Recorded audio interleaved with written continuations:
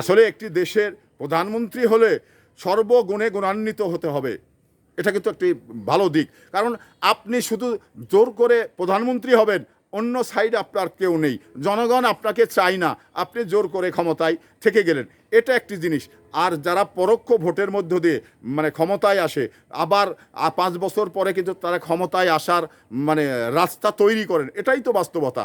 তো এখানে তারেক রহমানের আজকের এই কাজকর্ম আগামী দিনে আবারও এই বাংলাদেশের প্রধানমন্ত্রী হওয়ার যে কার্যক্রমগুলো সেগুলো কিন্তু চালিয়ে যাচ্ছেন, এটা কিন্তু আমরা অবাধেই দেখতে পাচ্ছি। তো এখানে একটি দেশের প্রধানমন্ত্রী শুধু বর্তমানে জনগণের সঙ্গে সম্পৃক্ত থাকবে, জনগণের কথা মতো কাজ করবে, এটাই তো তার কাজ। কারণ সে বাংলাদেশের প্রধানমন্ত্রী, সে জনগণের প্রধানমন্ত্রী। তো জনগণের সঙ্গে তার সম্পৃক্ততা না থাকলে সে কী করে প্রধানমন্ত্রী হলো? শুধুমাত্র মানে গণভবনে বসে থেকেই সময় সময় জাতির উদ্দেশ্যে ব্রিফিং দেওয়া, এটা তো প্রধানমন্ত্রীর কাজ নয়। প্রধানমন্ত্রীর কাজ হলো প্রত্যেকটি বাংলাদেশের আনাচে কানাচে তাকে ছুটতে হয়, প্রত্যেকটি জনগণের পাশে গিয়ে দাঁড়াতে হয়।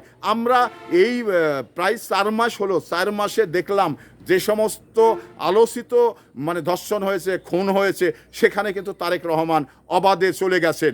আমরা বিগত সময় যে প্রধানমন্ত্রী, ওনাকে কিন্তু দেখিনি, তথাকথিত ভোটচোর প্রধানমন্ত্রী, আমরা কিন্তু এইভাবে তাকে জনগণের কাতারে দাঁড়াতে দেখিনি। কারণ সে চুরি করে ক্ষমতায় ছিল, যার কারণে এই সৎ সাহস তার ছিল না।